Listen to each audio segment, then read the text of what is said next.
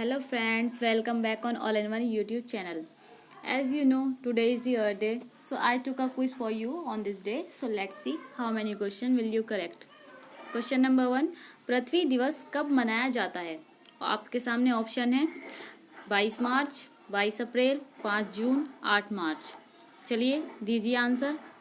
चलिए मैं आपको बता देती हूँ 22 मार्च. जैसा कि आप जानते होंगे 22 मार्च हमारा जल दिवस, 22 मार्च को हम जल दिवस मनाते हैं. ठीक है, इसे ऐसे भी याद रख सकते हैं आप. दो दो यानी दो दो बूंद जिंदगी की काफ़ी महत्वपूर्ण है हमारे लिए, इसलिए दो दो बूंद जिंदगी की 2-2 मार्च यानी कि 2-2 मार्च जल दिवस. नेक्स्ट 22 अप्रैल, जो हमारा आंसर होगा पृथ्वी दिवस 22 अप्रैल, क्योंकि पृथ्वी दिवस 22 अप्रैल को ही मनाया जाता है. टुडे इज दी 22 अप्रैल. पृथ्वी दिवस 22 मार्च को मनाया जाता है. नेक्स्ट ऑप्शन है 5 जून. 5 जून को क्या मनाया जाता है? जैसे आपको पता है 5 जून को हुआ था स्टॉकहोम सम्मेलन स्वीडन में. 5 जून से तभी से मनाया जाता है विश्व पर्यावरण दिवस. चलिए नेक्स्ट देखते हैं 8 मार्च. ऑप्शन में 8 मार्च को सभी को पता होगा ऑब्वियसली, वुमेन्स डे. 8 मार्च को वुमेन्स डे मनाया जाता है. तो आप ये ऑप्शन अच्छे से ध्यान रखें, याद रखें. ठीक है, चलिए नेक्स्ट क्वेश्चन देखते हैं.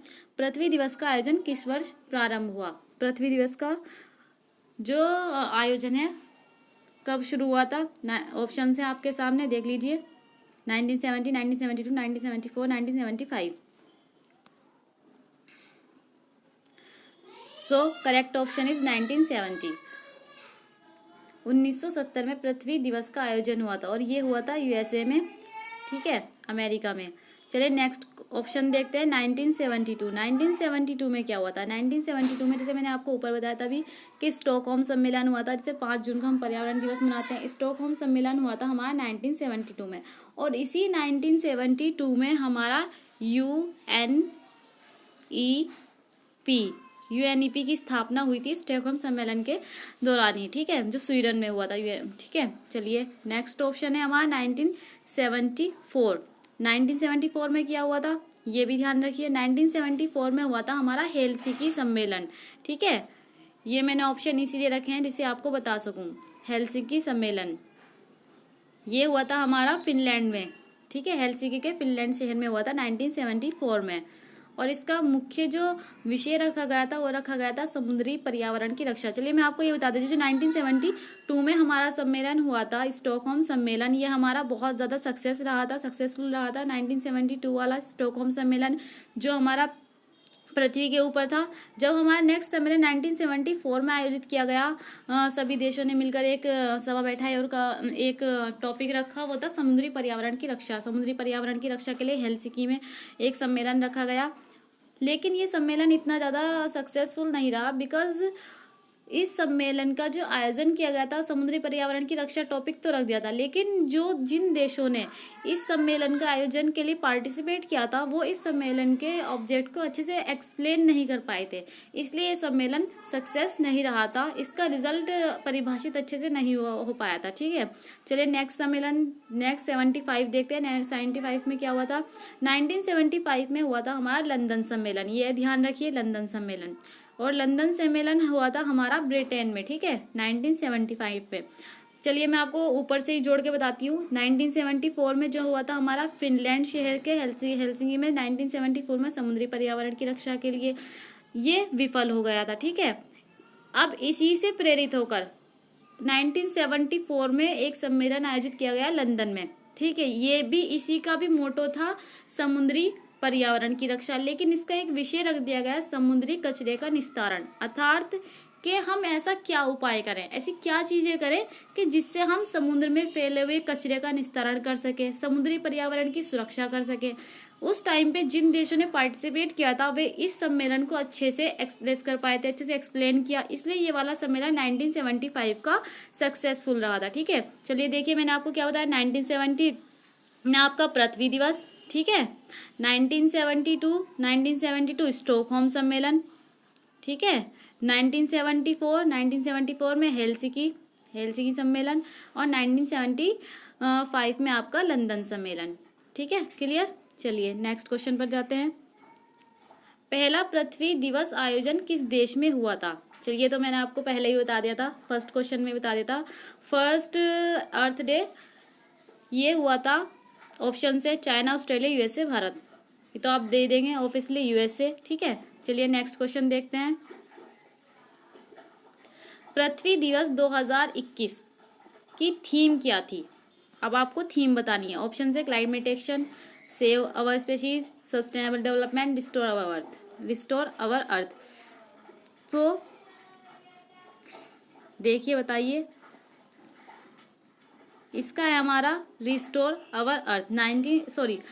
पृथ्वी दिवस 2021 की थीम है रिस्टोर अवर अर्थ, ठीक है। चलिए फर्स्ट देखते हैं। फर्स्ट ऑप्शन कुछ ना कुछ क्लाइमेट एक्शन किसकी थी? क्लाइमेट एक्शन थी हमारी 2020, ठीक है, क्लाइमेट एक्शन।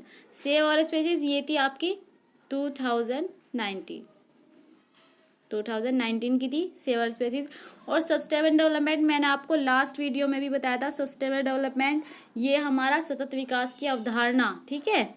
इसकी फुल फॉर्म भी मैंने आपसे पूछी थी, SDG, ठीक है, सस्टेनेबल डेवलपमेंट गोल। चलिए इसी से आपको रिवीजन करा देते हैं कि जो सतत विकास की अवधारणा है वो कब आई थी। ये क्वेश्चन मैंने आपसे पूछा था, बताया था लास्ट वीडियो में, 1987, ठीक है। ये शब्द दिया गया था सबसे पहले सतत विकास 1987 में। चलिए इससे रिलेटेड एक और तथ्य आपको बताते हैं। सस्टेनेबल डेवलपमेंट सर्वप्रथम किस पत्रिका में, ठीक है, कौन सी मैगजीन थी जिसमें आया था? वो था हमारा साझा और भविष्य। लिख देती हूँ, ध्यान रखना, ठीक है, हमारा साझा भविष्य, हमारा साझा भविष्य, ठीक है। मैंने आपको दो चीज बता दी, एक और बताती हूँ।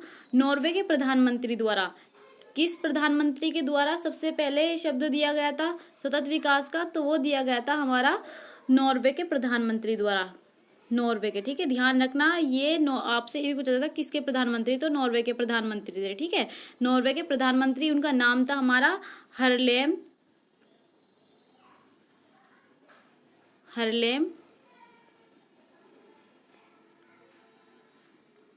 ब्रटलैंड, ठीक है, ये ध्यान रखना है।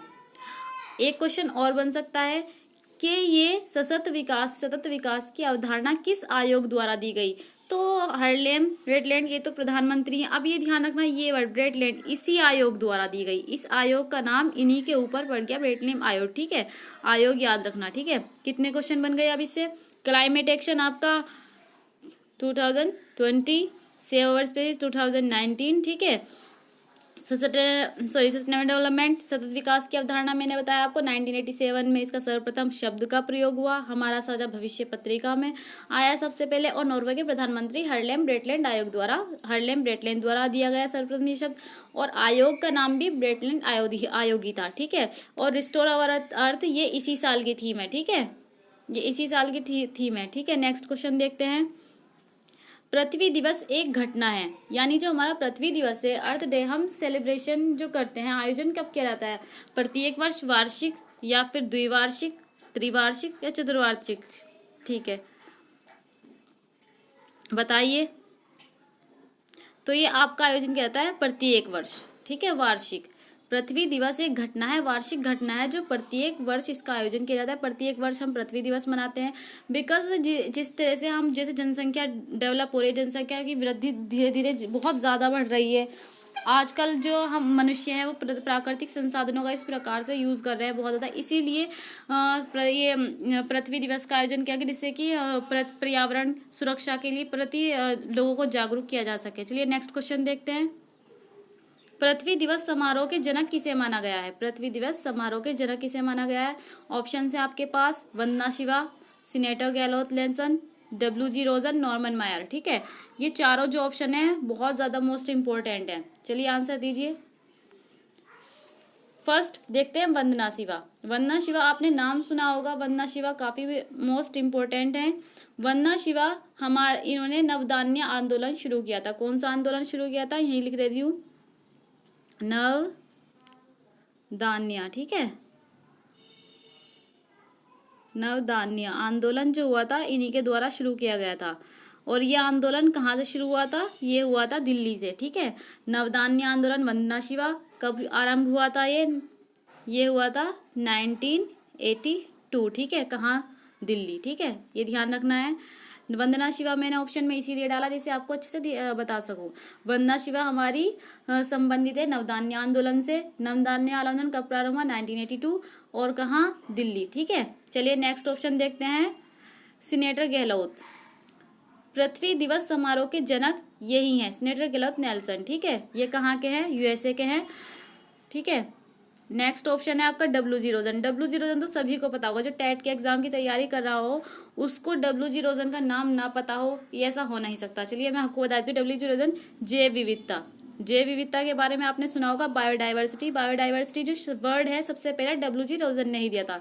जैव विविधता शब्द जो है सबसे पहले डब्ल्यू जी रोजन द्वारा दिया गया था। ये दिया गया था यह था 1985। हाँ याद आ गया। ठीक है, 1985 डब्ल्यू जी रोजन ने जैव विविधता शब्द 1985 में सर्वप्रथम दिया था। जैव विविधता, बायोडाइवर्सिटी अच्छे से आपको पता होगा। चलिए नेक्स्ट ऑप्शन देखते हैं। नॉर्मन मायर। अब नॉर्मन मायर कौन है? नॉर्मन मायर है हमारे, आपको जैव विविधता बता दें, जैव विविधता बायोडाइवर्सिटी। अब बायोडाइवर्सिटी से रिलेटेड हॉटस्पॉट आपने सुना होगा। हॉटस्पॉट क्या होता है? तप्त स्थल। ठीक है, उष्ण स्थल होता है, संवेदनशील स्थल भी बोलते हैं इसे, और बोलते हैं ये जो तप्त स्थल होता है ये वहाँ होता है, अभी बताती हूँ। तप्त स्थल जो होता है उस स्थान को घोषित किया जाता है जहाँ की आबादी 15,000 आई थिंक, हाँ 15,000 के लगभग हो, और उस प्रजाति की लगभग 70% जो विलुप्त हो चुकी हो, मात्र 30% बची हो। ठीक है, उस स्थान को तप्त स्थल घोषित किया जाता है। तो तप्त स्थल यानी तप्त स्थल, हॉटस्पॉट बोल दें या फिर संवेदनशील स्थल बोल देते हैं, उष्ण स्थल बोल देते हैं, ये दिया था नॉर्मन मायर ने। ठीक है, और इन्होंने दिया था 1988 में, ये भी ध्यान रखना है। ठीक है, चलिए इस क्वेश्चन से आपको कितनी सारे फैक्ट पता चले, एक बार रिवाइज करा देते हैं। वंदना शिवा, वंदना शिवा हमारी नवधान्य आंदोलन कब दिया था? 1982। कब? वहाँ था? दिल्ली।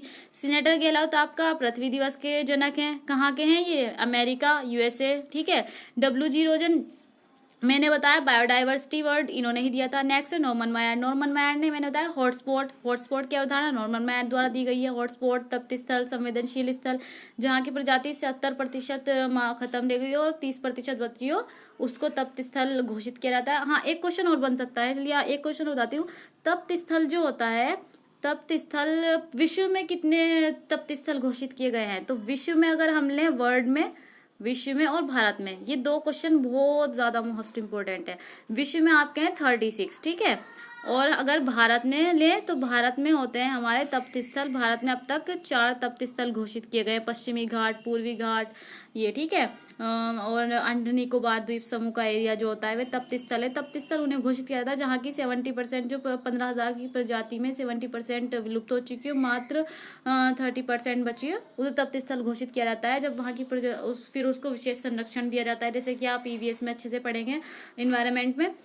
ये ध्यान रखना है, ये विश्व में हमारे 36 हैं और भारत में हमारे 4 है। एक बात और ध्यान रखनी है, जो ये 36 हैं इसी में ये 4 इंक्लूड है। ठीक है, ये मत ध्यान रखना है कि ये 4 जो है भारत का वो अलग है, ऐसा नहीं है। ये जो 36 में इसमें 4 भारत का भी इंक्लूड है। ठीक है, चलिए नेक्स्ट क्वेश्चन देखते हैं, ये आपको अच्छे से हो गया होगा। नेक्स्ट क्वेश्चन है सफेदा किस वृक्ष को कहा जाता है? It's a most burning question on UPTET and CTET. सफेदा किस वृक्ष को कहा जाता है? यूकेलिप्टिस, बबूल, जेट्रोफा एंड एपेंथीज। चलिए मैं यूकेलिप्टिस बता देती हूँ क्या हो यूकेलिप्टिस। यूकेलिप्टिस कहाँ का है? यूकेलिप्टिस बताइए कहाँ का है?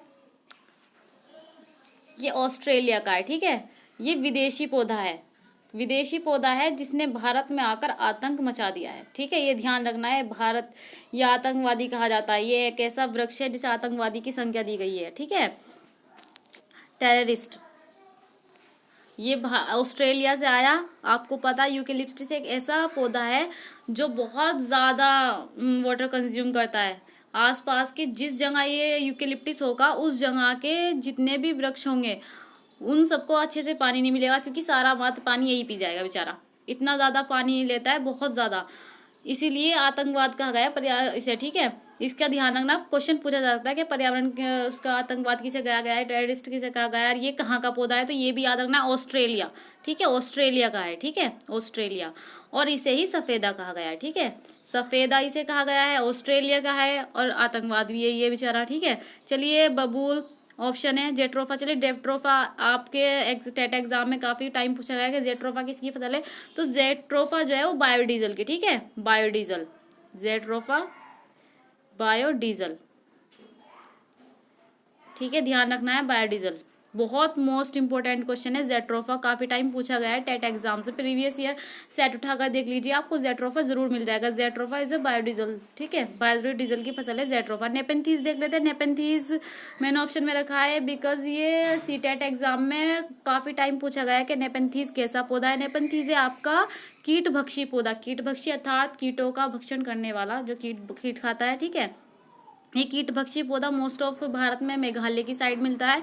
और नेपेंथीज घटपर्णी भी कहते हैं। और एक फैक्ट और है इससे रिलेटेड, नेपेंथीज जो है, हाँ, ये स्मेल प्रोड्यूस करता है ये, ठीक है। ऑप्शन में अगर जैसे कि टेट एग्जाम में तथ्यात्मक पूछ लेते हैं कि जो कीट भक्षी पौधा होते हैं वो क्या प्रोड्यूस करते हैं, तो ये स्मेल निकालता है जो जिससे अट्रैक्ट होकर कोई भी कीट इसकी ओर आकर्षित होकर आता है और ये मुंह खोलकर एकदम से खा जाता है, ठीक है। चलिए नेक्स्ट क्वेश्चन देखते हैं। पृथ्वी सम्मेलन का आयोजन किस देश में हुआ है? पृथ्वी दिवस सम्मेलन का आयोजन अभी मैंने आपको फर्स्ट क्वेश्चन से लेकर 2-3 बार बता दिया है। पृथ्वी सम्मेलन का आयोजन कहाँ हुआ है? पृथ्वी सम्मेलन का आयोजन किसके द्वारा सर्वप्रथम किया गया, ठीक है। और पृथ्वी सम्मेलन के जो प्रवर्तक थे हमारे लॉर्ड नेल्सन, वे कहाँ के थे? अमेरिका के थे। और आयोजन कहाँ किया होगा? फिर हमें ऑफ कोर्स अमेरिका में ही किया गया होगा। ये बार क्या हो रहा है, ठीक है, देख लेते हैं एक बार, अमेरिका, ठीक है। चलिए नेक्स्ट क्वेश्चन देखते हैं। किस सम्मेलन की प्रमुख टैगलाइन सभी के लिए एक ही पृथ्वी थी? ऐसा कौन सा सम्मेलन हुआ जिसकी टैगलाइन सभी के लिए एक ही पृथ्वी रखी गई थी? Most burning question. हेलसिंकी सम्मेलन, स्टॉकहोम सम्मेलन, लंदन सम्मेलन, वियना सम्मेलन। सो राइट ऑप्शन बताइए।